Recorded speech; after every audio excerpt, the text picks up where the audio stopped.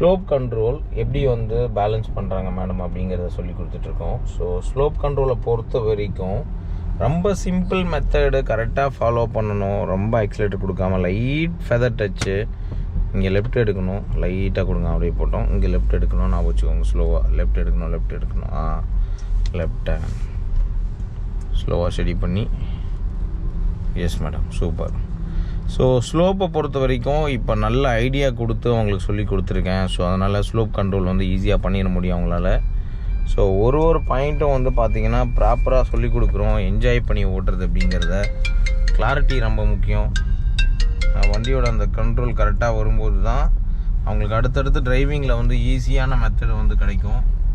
So பக்காவாக சொல்லி கொடுத்துட்ருக்கேன். இப்போ பார்த்திங்கன்னா தெரியும், இது வந்து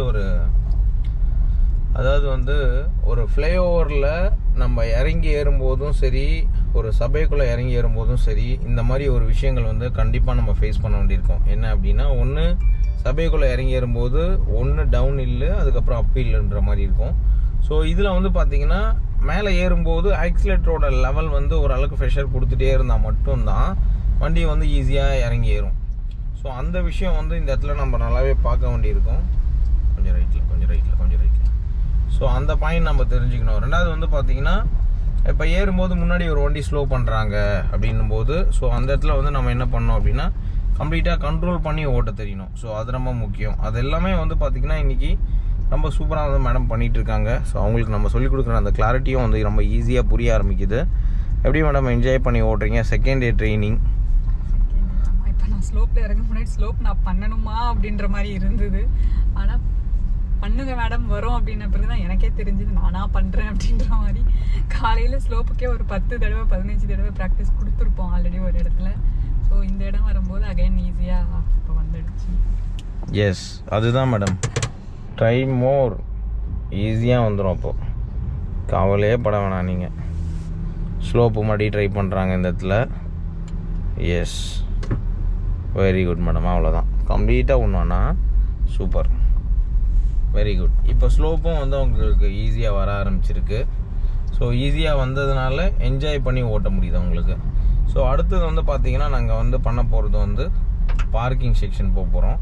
ஸோ பார்க்கிங் இங்கே இருக்குது. ஸோ அதனால் பார்க்கிங் செக்ஷன் லைவாகவே டெமோ பண்ணிடலான் இருக்கோம் இங்கே. எஸ் மேடம், இப்போ பார்க்கிங் வந்து உங்களுக்கு இங்கே இருக்குது. நான் ஒரு வாட்டி உங்களுக்கு பண்ணி காமிச்சிட்றேன். ஸோ அதுக்கப்புறம் பிரேக் ஆன் பிரேக் போடுங்க. ஓகே, ஸோ ஒரு வாட்டி உங்களுக்கு பண்ணி காமிச்சிட்றேன். அதுக்கப்புறம் நீங்கள் ட்ரை பண்ணுங்கள் மேடம். ஓகேங்களா? எஸ். எப்படி மேடம் இன்றைக்கி எப்படி ஸ்லோப்லாம் எப்படி சொல்லி கொடுத்தேன், எப்படி இருந்தது, அதை பற்றி நம்ம வியூவர்ஸ்க்கு சொல்லுங்கள். ஸ்லோப் நான் இப்போவே ஒரு 5 மினிட்ஸ் முன்னாடி தான் சொன்னேன் சார், ஸ்லோப் நான் பண்ணணுமா அப்படின்னு சொல்லிட்டு. மற்றதே இன்னும் எனக்கு கொஞ்சம் தடுமாட்டமாக இருக்குது அப்படின்ட்டு. இல்லை மேடம் நீங்கள் பண்ணுங்கள், சென்னை கார் ட்ரைனர்ஸில் ட்ரைனிங் எடுத்துகிட்டு நீங்கள் ஸ்லோப் பண்ணாமல் இருக்கலாமா அப்படின்னு சொல்லிட்டு தைரியமாக இருங்க சொன்னார். இப்போ எனக்கு ஸ்லோப் பண்ணுறதுக்கு ரொம்பவே ஈஸியாக இருக்குது. எந்த பொசிஷனில் நீ பேக் வாங்குதுன்னா உடனே வந்து நம்ம என்ன பண்ணணும், லைக் பிரேக் போட்டுட்டு ஹேண்ட் பிரேக் எடுத்து விட்டுட்டு அகைன் நம்ம ஆக்சிலேட்டர் கொடுத்தா மூவ் ஆகிடும். ஃபார்வேர்டில் போகும், பேக்வேர்டில் போகாது அப்படின்ற கான்செப்ட் ரொம்பவே புரிஞ்சுது.